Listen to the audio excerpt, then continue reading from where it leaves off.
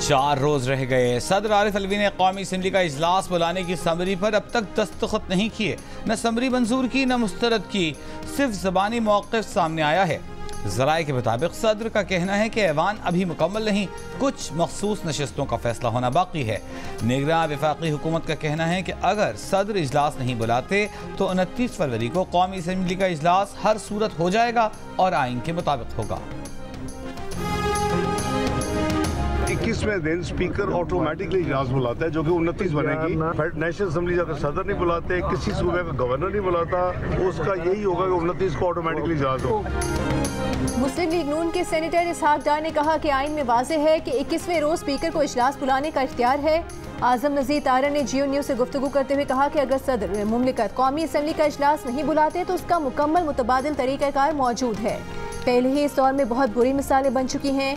अता तारा ने ऐवान सदर को साजिशों का गढ़ करार दे दिया। कहा सदर जमहूरियत को नुकसान पहुँचाने के लिए तहरीक इंसाफ के कारकुन बने हुए हैं।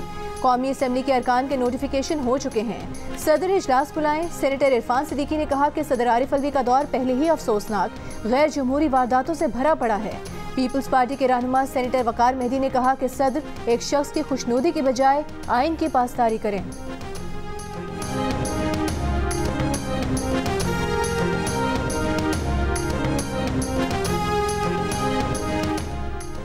वज़ीर आला पंजाब का इंतखाब कल होगा। मुस्लिम लीग नून के अरकान असम्बली ने मरीम नवाज के कागजात नामजदगी जमा करवा दिए। सेक्रेटरी पंजाब असम्बली चौधरी आमिर हबीब ने कागजात वसूल किए। सुन्नी इत्तेहाद काउंसिल के नामजद उम्मीदवार राना आफ्ताब अहमद के भी कागजात नामजदगी जमा करवा दिए गए। मीडिया से गुफ्तगू में नून लीग की अज़मा बुखारी ने कहा कि वो फितना फसाद पार्टी से तहम्मुल की तवक्को रखती हैं। ये बता दें कि ये पंजाब असम्बली है, बनी गाला इस ज़मान पार्क नहीं। ये भी कहा कि मरीम नवाज ने काबीना से मुताल्लिक़ अपना होमवर्क कर रखा है।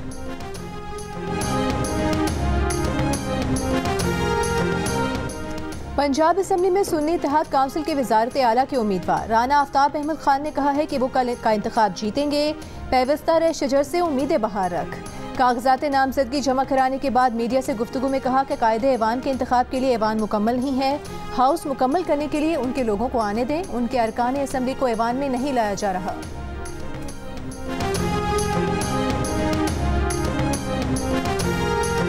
Honorable member Sayyid Uwais Qadir Shah MPA secured 111. बहुत बहुत मुबारक हो आपको।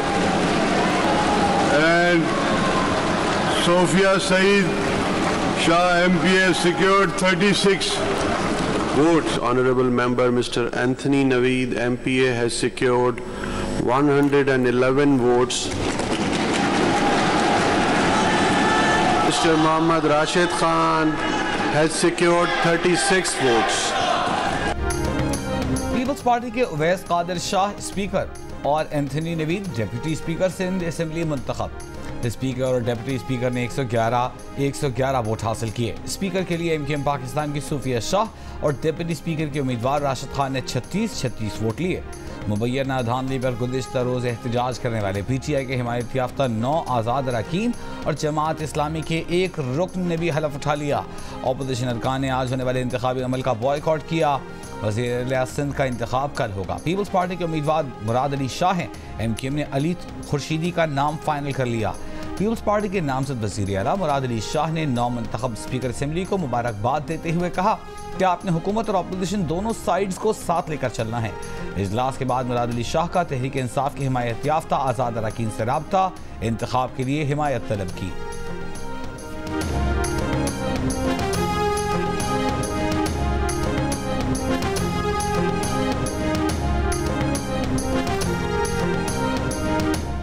MKM पाकिस्तान हुकूमत के साथ चलेगी या अपोजिशन में बैठेगी। पावर शेयरिंग पर नून लीग के साथ मुज़ाकरात में पेशरफ ना हो सकी।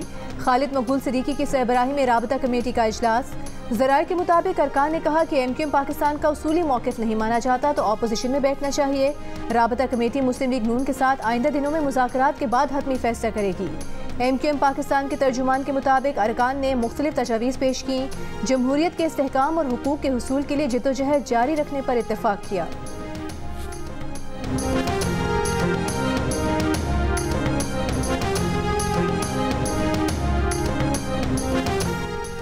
पीपल्स पार्टी का यूसुफ रजा गिलानी को चेयरमैन सेनेट का उम्मीदवार बनाने का फैसला। ज़राए के मुताबिक पार्टी ने यूसुफ रजा गिलानी को इस सिलसिले में आगाह कर दिया। यूसुफ रजा गिलानी के करीबी ज़राए का कहना है कि वो कौमी असम्बली का हिस्सा रहना चाहते हैं। पार्टी ज़राए कहते हैं यूसुफ रजा गिलानी ने सेनेट की सीट छोड़ी तो इस पर दोबारा पार्टी का सेनेटर मुंतखब नहीं हो सकेगा। कौमी असम्बली की निस्बत सेनेट की नशिस्त पार्टी के लिए अहम है। तहरीक इंसाफ के 3 मार्च को इंट्रा पार्टी इंतखाबात के लिए कागजात नामजदगी जमा करवाने का वक्त खत्म। एलामी के मुताबिक उम्मीदवार बराए चेयरमैन बैरिस्टर गौहर अली और उम्मीदवार बराए मरकजी सेक्रेटरी जनरल उमर अयूब की क़यादत में 15 रुकनी पैनल ने कागजात नामजदगी जमा करवाए। सिंध से अशरफ कुरैशी, बलूचिस्तान से मोहम्मद असलम, खैबर पख्तूनख्वा से नवीद अंजुम के चेयरमैन के ओहदे के लिए कागजात नामजदगी जमा करवाए गए। पंजाब की सूबाई तंजीम के लिए डॉक्टर यास्मीन राशिद, मोहम्मद खान मदनी और असद हनीफ के कागजात जमा कराए गए। तर्जुमान के मुताबिक सिंध की तंजीम के लिए हलीम आदिल शेख समेत 2 पैनल्स के कागजात नामजदगी मौसूल हुए। बलूचिस्तान से मुनीर बलोच के अलावा 5 दीगर अफराद ने अपने पैनल्स के हमरा कागजात जमा करवाए। खैबर पख्तूनख्वा की तंजीम के लिए अली अमीन गंडापुर की क़यादत में पैनल के कागजात नामजदगी भी मौसूल हुए।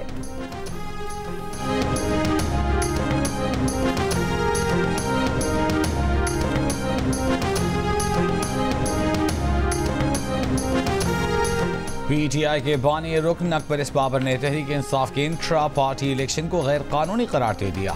आला अदलिया में चैलेंज करने का ऐलान, कहा यह सारा अमल कलादम है और इसकी कानूनी हैसियत कोई नहीं है।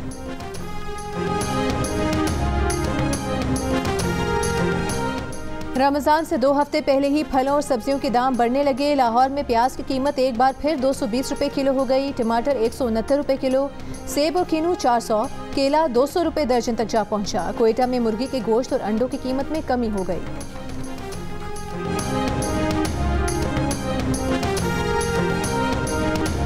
यूटिलिटी स्टोर्स ने मुख्तलिफ अशियाए ज़रूरिया की कीमतों में कमी कर दी। घी और पकाने के तेल की कीमतों में 4 रुपए से 100 रुपए फ़ी किलो और ब्रांडेड चाय की कीमतों में भी 100 रुपए तक की कमी की गई। अगले हफ्ते रमज़ान रिलीफ पैकेज का भी ऐलान होगा। पैकेज से BISP सारिफीन मुस्तफ़ीद हो सकेंगे। खैबर पख्तूनख्वा असम्बली का इजलास 28 फरवरी को तलब। अपोजिशन जमातों का स्पीकर, डिप्टी स्पीकर और वज़ीर आला के लिए मुश्तरका उम्मीदवार लाने का ऐलान। नून लीग के सूबाई सदर अमीर मुकाम ने कहा कि मुशावरत के बाद उम्मीदवारों के नामों का ऐलान किया जाएगा। बलूचिस्तान असम्बली का इजलास भी 28 फरवरी को तलब।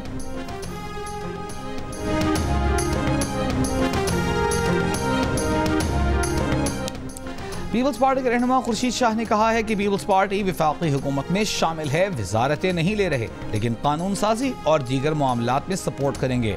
बानी PTI का IMF को खत, अंदरूनी मामलात में मुदाखलत की दावत है।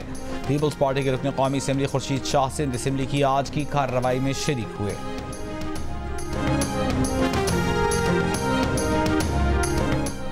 मुस्लिम लीग नून के रहनुमा ख्वाजा साद रफीक ने कहा है कि बानी PTI IMF को खत लिखकर कौमी जुर्म करेंगे। ख्याल था कि जेल इंसान के अंदर मुस्बत तब्दीली लाती है, लेकिन ये ख्याल गलत साबित हुआ। बानी PTI का इक़दाम मुल्क को नुकसान पहुँचाएगा।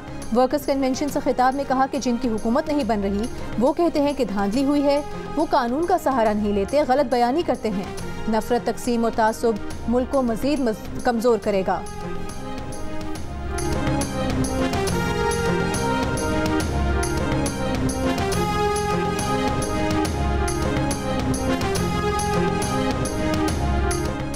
जमात इस्लामी के रहनुमा लियाकत बलोच ने कहा है कि हर 5 साल बाद पिछला लाडला ज़ीरो, नया लाडला आंखों का तारा बन जाता है। 2024 के इंतखाबात धांधली ज़दा और इंजीनियर थे। नवाज शरीफ, आसिफ जरदारी और MKM जाली मैंडेट पर अपने ज़मीर को झंझोड़ें। अवाम के लिए बिजली और गैस के बिलों की अदाई मुश्किल हो गई है। और कराची के इलाके कोरंगी जमान टाउन में शहरियों के तशद्दुद और फायरिंग से 2 मुबैना डाकू हलाक। पुलिस के मुताबिक फायरिंग और लूटमार की तहकीकात की जा रही हैं।